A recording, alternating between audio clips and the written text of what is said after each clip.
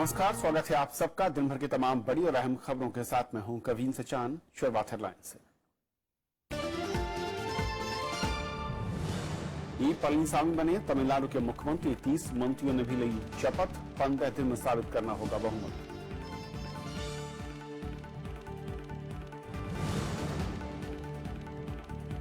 शशिकला के खिलाफ चुनाव आयोग पहुंचा पनीरसेल्वम गुट। महासचिव बनने को बताया अवैध। चुनाव चिन्ह नहीं देने की मांग।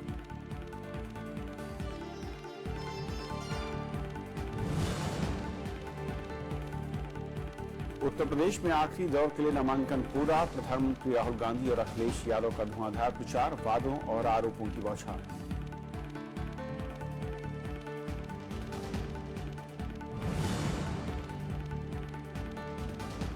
तीन तलाक पर संविधान पीठ कर सकती है सुनवाई। मुख्य न्यायाधीश ने कहा, नहीं कर सकते अनदेखी। 30 मार्च को कानूनी मुद्दे होंगे तय।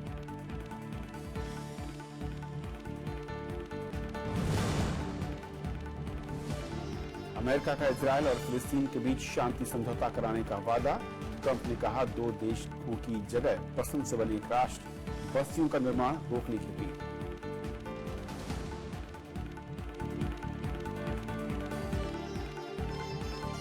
देखते हैं पहली खबर।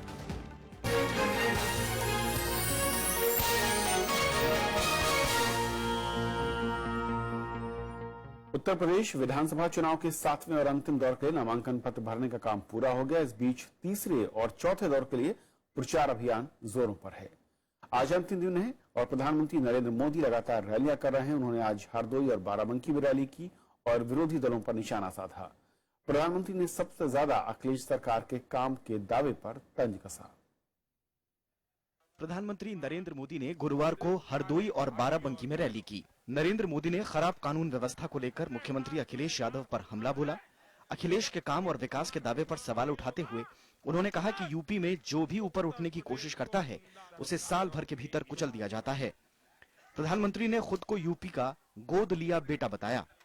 चाहे कांग्रेस हो, चाहे सपा हो, चाहे बसपा हो, पूरे उत्तर प्रदेश का विकास कैसे हो, इस पर कभी सोचा नहीं गया। बाराबंकी की रैली में प्रधानमंत्री ने समाजवादी पार्टी कांग्रेस गठबंधन पर तंज कसा।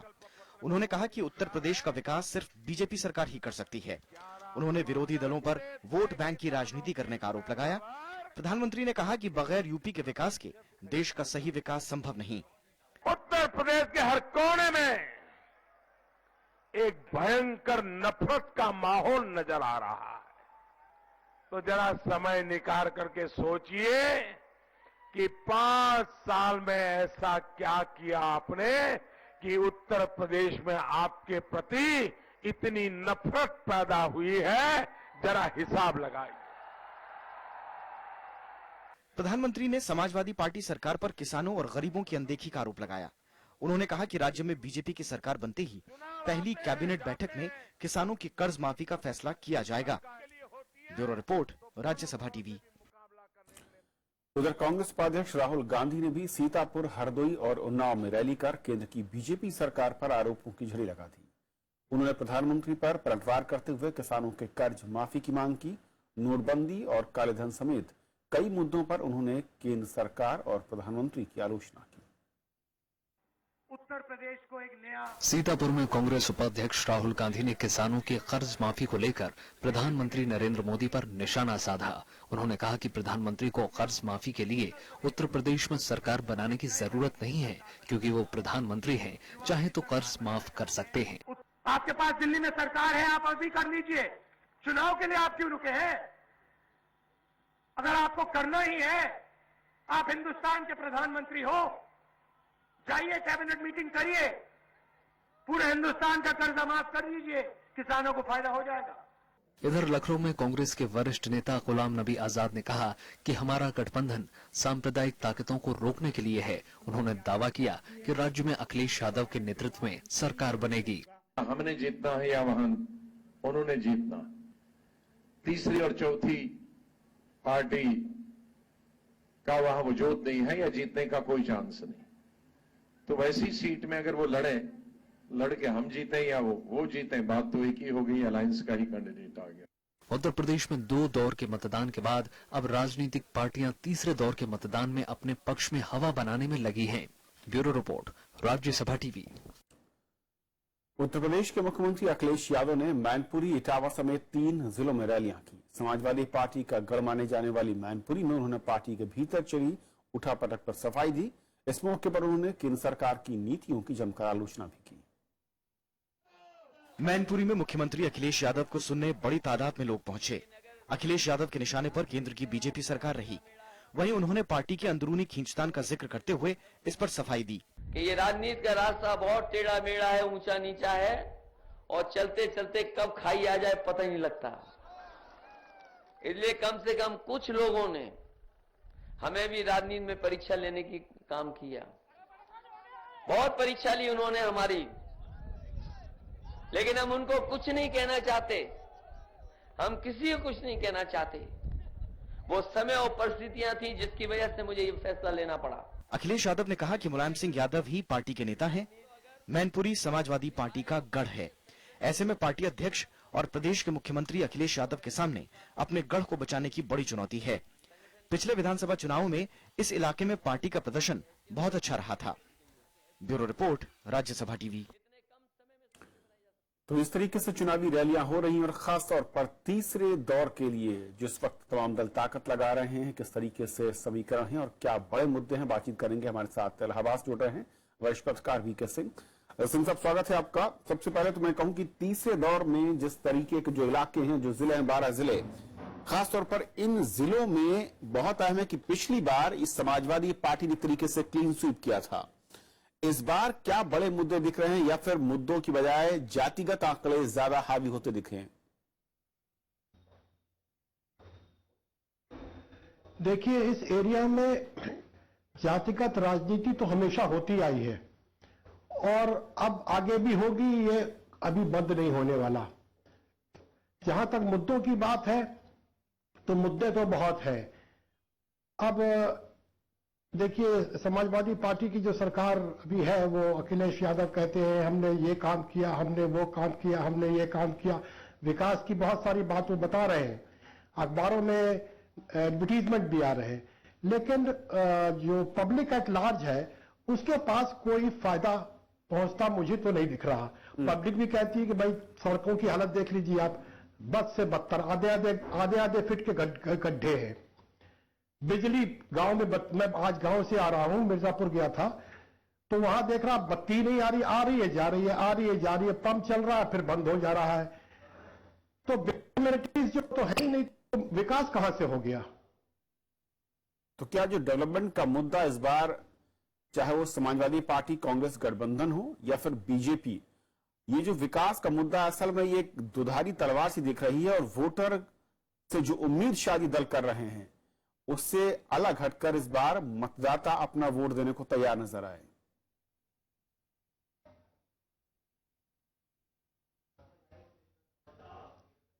मुझसे पूछा आपने? जी,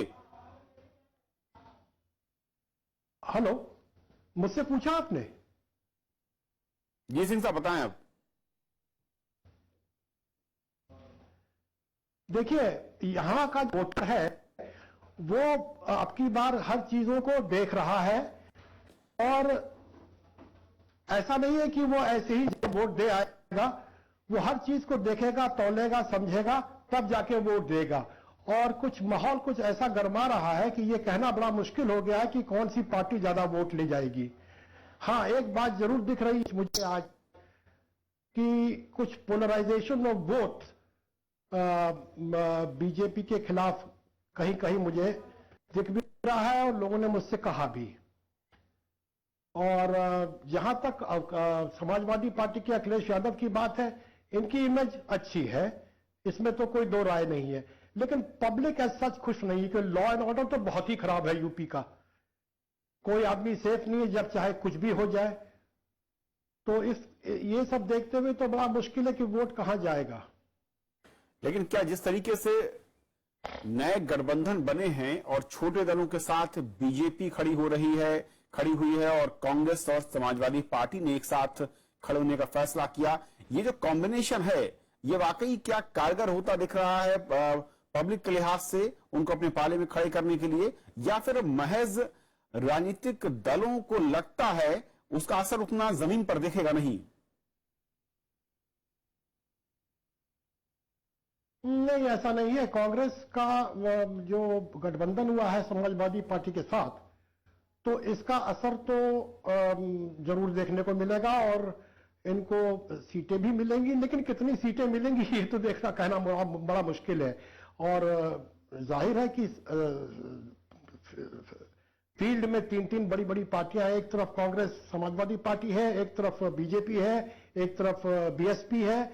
तो इन्हीं की आपस की लड़ाई है। अब देखना यह है कि पब्लिक जो है उसके परसेप्शन में क्या क्या चीज आई है और वो क्या क्या देखकर क्या क्या सोचकर वोट दे रही है, ये देखना पड़ेगा। ये तो आगे आने वाला समय बताएगा। जी सिंह साहब, एक आखिरी सवाल। उत्तर प्रदेश में जब भी चुनावी चर्चा होती है या फिर प्रचार होता है, आमतौर पर बीएसपी को उस तरीके से लोग नहीं आंकते हैं, लेकिन जमीन पर क्या इस बार दिख रहा है, क्योंकि लोकसभा चुनाव में जिस तरीके से उनका वोट खिसका, क्या वो वापस उनके पाले में आता हुआ नजर आ रहा है, या फिर मैं कहूं कि बीएसपी का इस बार का चुनाव भी खासा मुश्किल है? देखिए, बीएसपी के जो कमिटेड वोट है वो तो इधर उधर उनका जाना जरा मुश्किल है। लेकिन अगर बीएसपी ये सोच रही है कि सारे दलित वोट उनको मिल जाएंगे, सारे मुस्लिम वोट उनको मिल जाएंगे, जैसे आज मुझे कई लोगों ने बताया कि साहब मुस्लिम उधर जा रहे हैं। रास्ते में मैं मिर्जापुर से आ रहा था तो मैं एक जगह एक ढाबे पे रुका जानबूझ के चाय पीने के लिए, और मैंने वहां पूछा तो वो बीएसपी की बड़ाई कर रहा था। तो मैंने उसको क्वेश्चन किया कि भाई आप आखिरकार कौन सी ऐसी चीज बीएसपी ने आपको दे दी है, तो चुप हो गया। तो ये कहना मुश्किल है कि सारे दलित वोट बीएसपी को चले जाएंगे, लेकिन बीएसपी की पोजीशन बहुत ज्यादा खराब हो जाएगी, ये भी कहना, ये मैं नहीं कह सकता। ऐसा मुश्किल ही है कि इतना खराब हो जाएगा बीएसपी का। बीएसपी की पोजीशन भी ठीक ही है। बहुत बहुत शुक्रिया आपका हमारे साथ जुड़ने के लिए इलाहाबाद से। और ये दीपावली का बहुत छोटा सा ब्रेक, और ब्रेक के उस बाद दिन भर की दूसरी बड़ी खबर।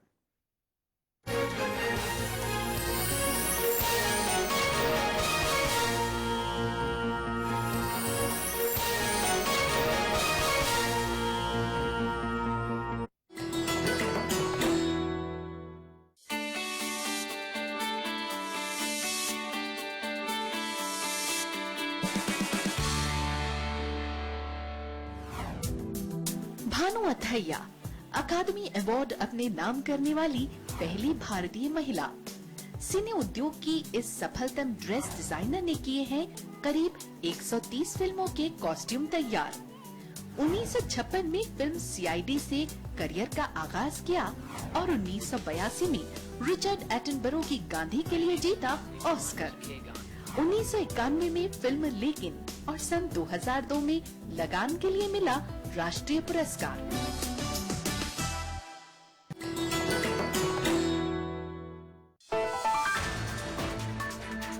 चरम पर है यूपी विधानसभा चुनाव।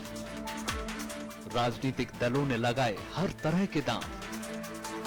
स्थानीय मुद्दों के साथ अहम है राज्य का विकास।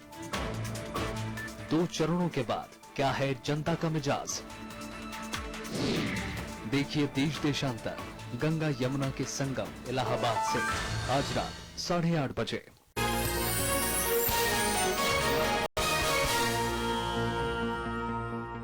तमिलनाडु में राजनीतिक संकट का अंत हो गया है। अन्ना द्रमुक विधायक दल के नेता ई पलनीसामी आज राज्य के नए मुख्यमंत्री बन गए।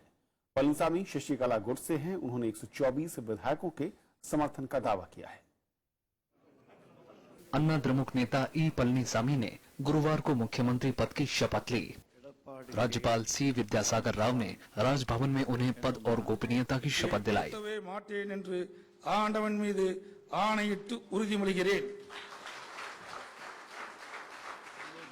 उनके साथ 30 मंत्रियों को भी शपथ दिलाई गई। मंत्रिमंडल में पुराने चेहरों को तरजीह दी गई है। எனது கவனத்துக்குள்ளாவதும் தெரிய வருவதுமான எந்த பொருளையும் அமைச்சரின் கடமைகளை உரியவாறு நிறைவேற்ற। इससे पहले गुरुवार दोपहर पलनीसामी राज्यपाल से मिलने पहुंचे। राज्यपाल ने पलनीसामी को सरकार बनाने का न्योता दिया। पलनीसामी को 15 दिन में बहुमत साबित करना है। पलनीसामी के मुख्यमंत्री बनते ही शशिकला गुट के समर्थक जश्न मनाने लगे। Our Honorable Amma's rule will continue and the welfare measures taken by Honorable Amma will be carried out effectively. 234 सदस्यों वाली तमिलनाडु विधानसभा में एआईडीएमके के 134 विधायक हैं। पलनीसामी ने 124 विधायकों के समर्थन का दावा किया है। ये विधायक पिछले 7 दिन से चेन्नई के पास एक रिसोर्ट में रह रहे थे। Therefore, whatever Pannissarayam cannot succeed in misleading the people. The people of Tamil are united. They know very well, and also MLAs are united. Now our government is going to be whatever Amma left, that is, we are going to proceed on that. All welfare programs, we are going to implement that. पेशे से किसान पलनीसामी 1980 में राजनीति में आए। वो शुरू से ही जयललिता के समर्थक रहे। वो पहली बार 1989 में सेलम जिले की एडापड़ी सीट से विधायक बने। 2006 में वो चुनाव हार गए, लेकिन 2011 में उन्होंने जीत के साथ वापसी की। जयललिता के मंत्रिमंडल में वो तीसरे नंबर के मंत्री थे। उनके पास लोक निर्माण जैसा अहम विभाग था। Bureau report, Rajya Sabha TV. पूर्व मुख्यमंत्री पनीरसेल्वम के गुट ने आज चुनाव आयोग में शिकायत की। पनीरसेल्वम ने कहा कि एक परिवार के खिलाफ उनका धर्मयुद्ध जारी रहेगा। विपक्षी दलों ने बहुमत साबित करने के लिए 15 दिन का वक्त देने पर भी सवाल उठाया। तमिलनाडु की सत्ता हाथ से जाने के बाद पूर्व मुख्यमंत्री ओ पनीरसेल्वम मीडिया के सामने आए। उन्होंने कहा कि वो अन्नाद्रमुक को किसी परिवार के हाथ में जाने से रोकने के लिए संघर्ष जारी रखेंगे। நாம் அனைவரும் ஒன்று கூடி தடுத்து நிறுத்துவோம்। उधर पन्नीरसेल्वम गुट के नेताओं ने गुरुवार को चुनाव आयोग से मुलाकात की। इन नेताओं ने शशिकला को महासचिव और टीटीवी दिनकरन को उप महासचिव बनाने के फैसले को अवैध बताया। साथ ही शशिकला गुट को पार्टी चुनाव चिन्ह आवंटित नहीं करने की मांग की। विपक्षी डीएमके ने मुख्यमंत्री पलानीस्वामी को बहुमत साबित करने के लिए 15 दिन का वक्त देने पर आपत्ति जताई है। Given 15 days to prove his majority, which means he is not convinced with the majority. But why 15 days is the question, because so far there was a debate on this.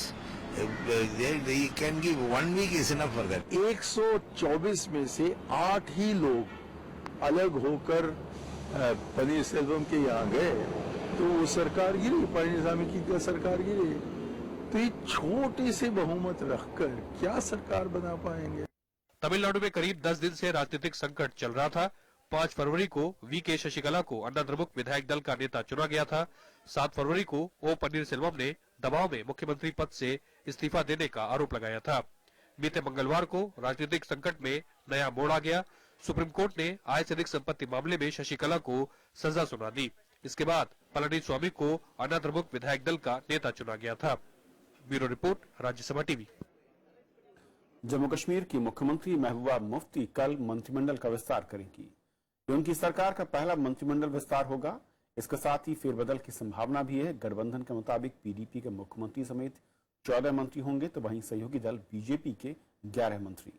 लेकिन मौजूदा सरकार में पीडीपी के 12 मंत्री हैं और BJP के 11 मंत्री। 3 तलाक, निकाह, हलाला और बहुविवाह से जुड़े मुद्दों की सुनवाई के लिए 5 जजों की संविधान पीठ बनाई जा सकती है। आज मुख्य न्यायाधीश जेएस खेहर की अगुवाई वाली 3 सदस्यीय पीठ ने कहा कि ये सभी मसले काफी महत्वपूर्ण हैं और इनकी अनदेखी नहीं की जा सकती। मुख्य न्यायाधीश ने कहा कि इस मामले में कानूनी पहलुओं पर भी सुनवाई होगी। 30 मार्च को मामले के मुद्दे तय किए जाएंगे। कोर्ट ने संबंधित पक्षों की ओर से तैयार मुद्दों को रिकॉर्ड में लेते हुए कहा कि सभी पक्षों के एक शब्द पर गौर किया जाएगा। साथ ही सभी पक्षों से अपने अपने मुद्दे लिखित में भी देने को कहा गया है। 11 मई से इस मामले में नियमित सुनवाई की जाएगी। संविधान पीठ बनने पर इन मसलों से जुड़ी सभी याचिकाओं की सुनवाई वहीं पर होगी।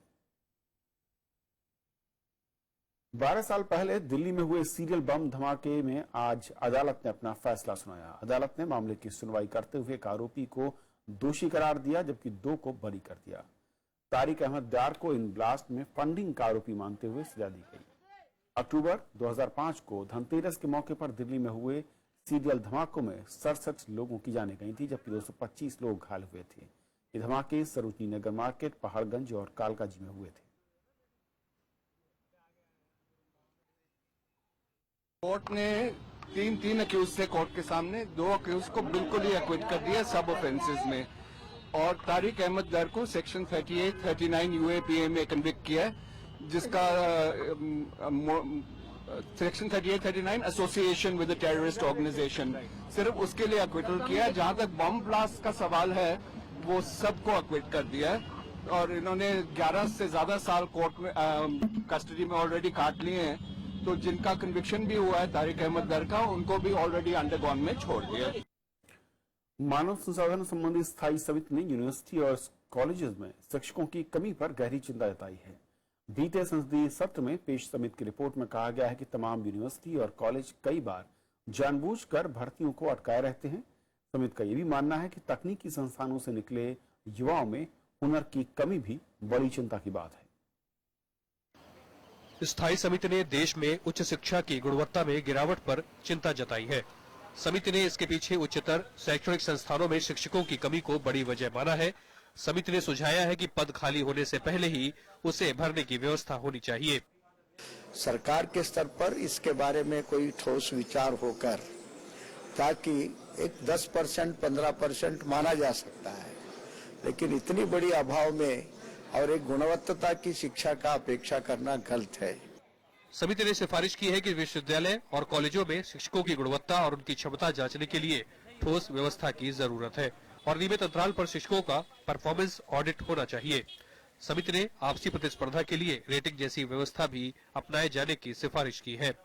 लंबे पढ़कर खाली डिग्री लेके बैठे हैं बड़ी संख्या में, जिनको स्किल नहीं है। अब सरकार स्किल स्किल स्किल बोल रही है, तो केवल डिग्री से नहीं होता है। जीवन का जो शिक्षा होती है, दुर्भाग्य से हमारा देश में उसको साथ में जोड़कर नहीं हो रहा है। इसके कारण पढ़ लिख कर भी कई लोग बेरोजगार, अपने पैर पर खड़े होने लायक नहीं हो रहे हैं। समिति के समक्ष पेश यूजीसी के आंकड़े में कहा गया है कि केंद्रीय विश्वविद्यालयों में शिक्षकों के 16,699 स्वीकृत पदों में से 5,925 पद खाली पड़े हैं। प्रोफेसर के लिए स्वीकृत 2,383 पदों में से 1,283 पद खाली है। वहीं एसोसिएट प्रोफेसर के 2,183 और असिस्टेंट प्रोफेसर के 2,459 पद खाली है। Panchanan Mishra, Rajya Sabha TV.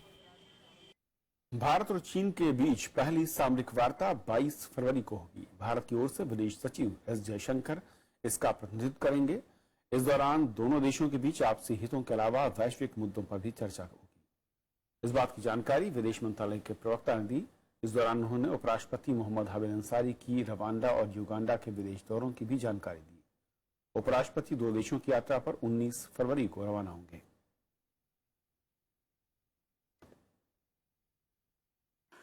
China and India will hold the first meeting of the India-China Strategic Dialogue, co-chaired by Foreign Secretary Jaishankar and the Executive Vice Foreign Minister of China on 22nd February 2017 in Beijing. This dialogue mechanism was agreed to during Foreign Minister Wang Yi's visit to India in August 2016. The two sides are expected to discuss all issues of mutual interest in the bilateral, regional and international domain. Bharat के ऐतिहासिक उपग्रह प्रक्षेपण की दुनिया भर में चर्चा है। अमेरिका समेत कई बड़े देशों के अखबारों में भारत की यह कामयाबी सुर्खियां बनी है। अमेरिका के सबसे बड़े अखबारों में शुमार न्यूयॉर्क टाइम्स ने इसे अंतरिक्ष की दुनिया में एक लंबी छलांग बताया। अखबार ने प्रक्षेपण के दौरान इसरो के वैज्ञानिकों की कुशलता की भी तारीफ की। वहीं ब्रिटिश मीडिया में भी यह खबर छाई रही। बीबीसी के मुताबिक भारत इस कामयाबी के जरिए अंतरिक्ष कारोबार की दुनिया में अहम भागीदार बन गया है। रूस की समाचार एजेंसी स्पुतनिक ने इसे एक बड़ी कामयाबी बताया, जबकि अरब न्यूज ने कम खर्च पर इतने सारे उपग्रह प्रक्षेपित करने के लिए भारतीय वैज्ञानिकों की प्रशंसा की है। चीन के ग्लोबल टाइम्स ने इसे भारतीयों के लिए गर्व का विषय बताया है। अमेरिका ने इजराइल फिलिस्तीन संघर्ष खत्म करने के लिए दो राष्ट्र के सिद्धांत को छोड़ने के संकेत दिए हैं। राष्ट्रपति ट्रंप ने कहा कि अगर एक राष्ट्र के समाधान से पश्चिम एशिया में शांति स्थापित होती है तो इस समाधान का समर्थन कर सकते हैं। अमेरिकी राष्ट्रपति डोनाल्ड ट्रंप ने इजराइल फलस्तीन के बीच दो राष्ट्र के सिद्धांत की 6 दशक पुरानी नीति में बदलाव की बात कही है। ट्रंप के मुताबिक दोनों देशों की पसंद एक राष्ट्र की स्थापना होनी चाहिए। I thought for a while the two-state looked like it may be the easier of the two, but honestly, if Bibi and if the Palestinians, if Israel and the Palestinians are happy. I'm happy with the one they like the best. White house में Israel के प्रधानमंत्री Benjamin Netanyahu से बातचीत के दौरान Trump ने Israel फलस्तीन के बीच great शांति समझौता कराने का वादा किया। वहीं इजराइल के प्रधानमंत्री बेंजामिन नेतन्याहू ने शांति के लिए एक बार फिर 2 शर्तें दोहराई है। There are 2 prerequisites for peace that I laid out several years ago, and they haven't changed. First, the Palestinians must recognize the Jewish state. हालांकि इस फैसले पर फलस्तीन ने ऐतराज जताया है। अमेरिका ने इजराइल में बस्तियों के निर्माण को फिलहाल बंद करने की भी अपील की। इससे पहले 2002 में अमेरिका ने औपचारिक रूप से 2 राष्ट्र सिद्धांत का समर्थन किया था। Bureau report, Rajya Sabha TV. तो इस बुलेटिन में फिलहाल इतना ही। नमस्कार।